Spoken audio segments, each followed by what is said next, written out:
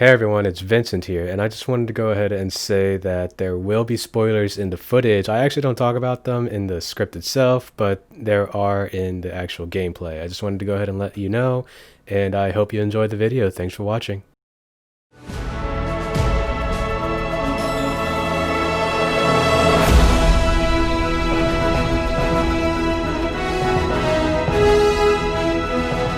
Final Fantasy VII, what can I say that hasn't already been said a majillion times before in other videos? It's one of the biggest games to have ever come out and has left an impact on millions. It sold over 2 million units within the first 2 days of release in Japan and 13 million units during its entire lifetime. It helped popularize the JRPG in America, which, at the time, was still a very, very niche genre. Its influence is still seen today in gaming, and even before the remake, it was still a highly talked about game. Even people who had never played Final Fantasy before at least knew some details about the game, whether it be the main protagonist Cloud, the development cycle, or literally one of the biggest spoilers of all time in video games, and I'm surprised that some people still don't know about it even today. A little history about the game was that it was originally going to be a 2D based sprite game like all the other ones that had come before it up to that point. But Square needed some extra manpower on a little game that you probably haven't heard of being called Chrono Trigger. And oh yeah, we'll get to that game later on, don't you worry, but right after that game got finished up, Final Fantasy VII went right back into full production.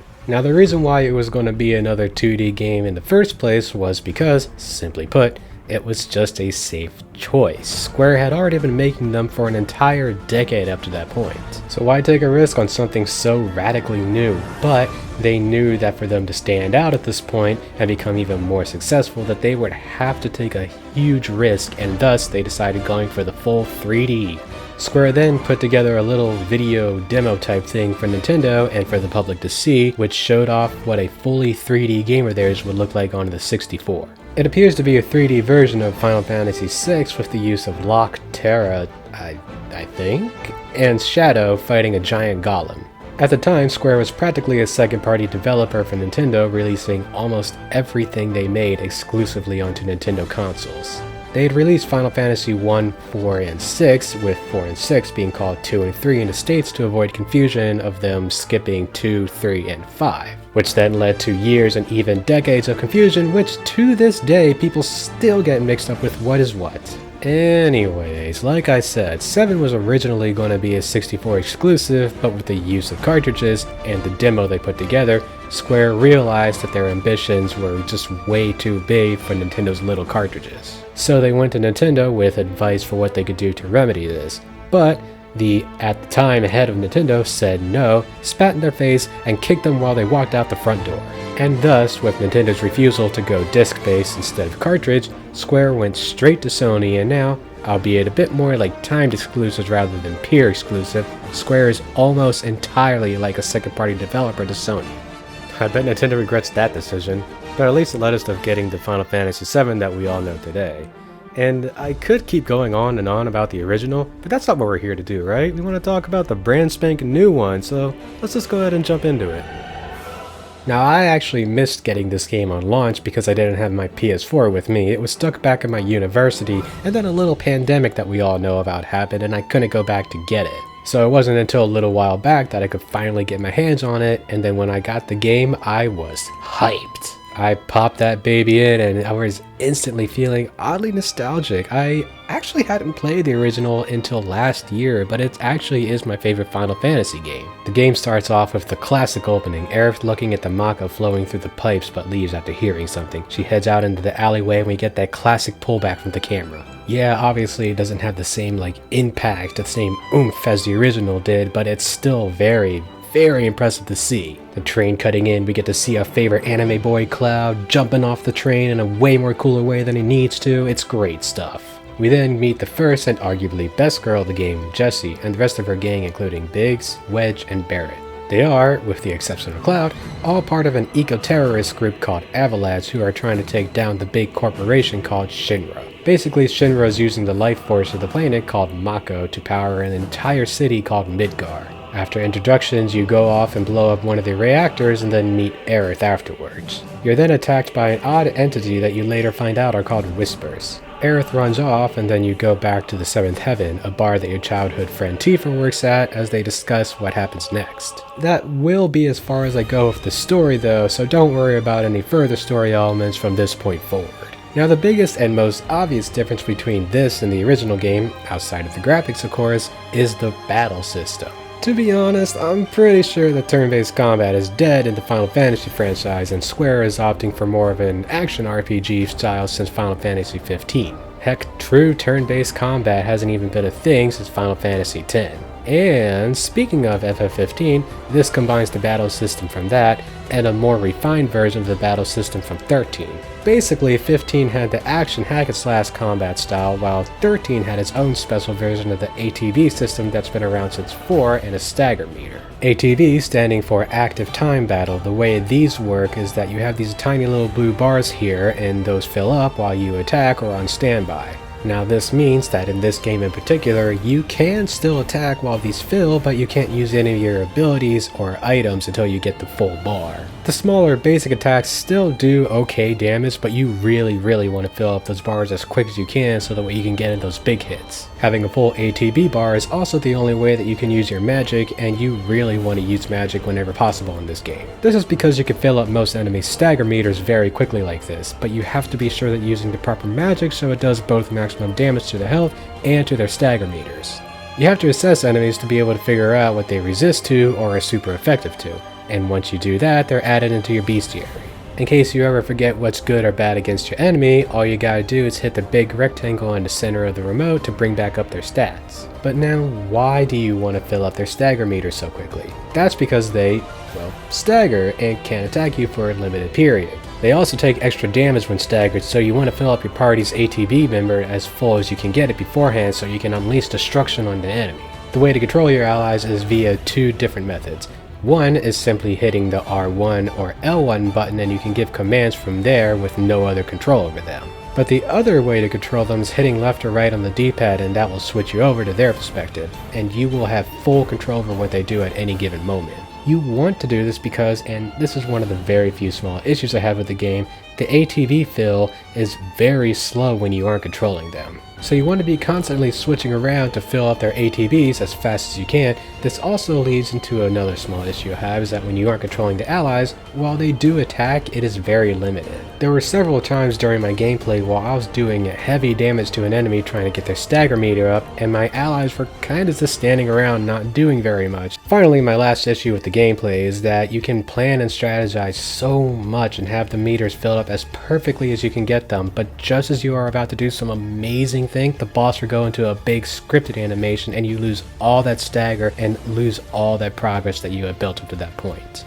It happened a few times and it's always just so like, you know, you know. But with all that being said, the gameplay is still very fun and very addictive. It's just, again, there are some kinks, but I really do feel like that they can iron them out with part 2. And you know, while we're at it, let's just go ahead and talk about my other complaints that I have and just get them out of the way right now so we can get to the good stuff.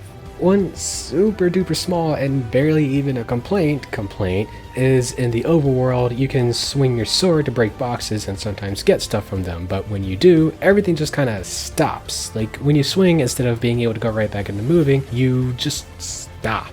You have to wait and watch the animation of Cloud putting his sword back, and then you can start moving. I wish that it was much more of just a fluid motion kind of thing, you know? The side quests are also fairly dull as well. I was hoping they learned from 15 and would make them much better, but sadly no. Gone are the days of Chrono Trigger or Chrono Cross where there was a ton of character development tied to the side quests, and now it seems just to be a bunch of fetch quests or kill this enemy for me please. Ah well. Finally, for my last complaint, and this doesn't happen too often in the game at all really, and Square does keep getting consistently better with it, but the dialogue doesn't always flow properly. There are some odd pauses between characters or the weird story beats, kinda like this.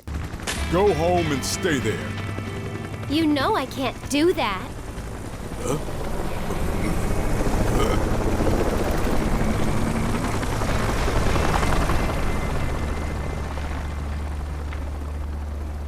It's just kind of weird, and it feels like there should have been something there. I don't know, maybe it's just me. But really, that's it for complaints. Let's just go ahead and get to the good stuff. Like I said, it does have issues, but the battle system is super fun. The materia system is something I haven't even gotten to touch on yet, but I really enjoyed going around and customizing all my characters with different materias. You can also upgrade your weapons, and I hear people get bored with it or think it's like super tedious, but I definitely disagree. It reminded me a lot of 10 or 13 level up system where you can pick and choose which aspects of your character you want to level up, but with this game you have even more freedom since it's not even on a grid. You can also level up your materia, but that just happens naturally while you use them in battle. Now, much like Final Fantasy IX, weapons also have abilities, and once after you use that weapon enough, you will gain that weapon's ability permanently, even though you don't have the weapon equipped. Now, I definitely found some abilities more useful than others, but I almost always at least occasionally use them. Let's go ahead and talk about the presentation of the game.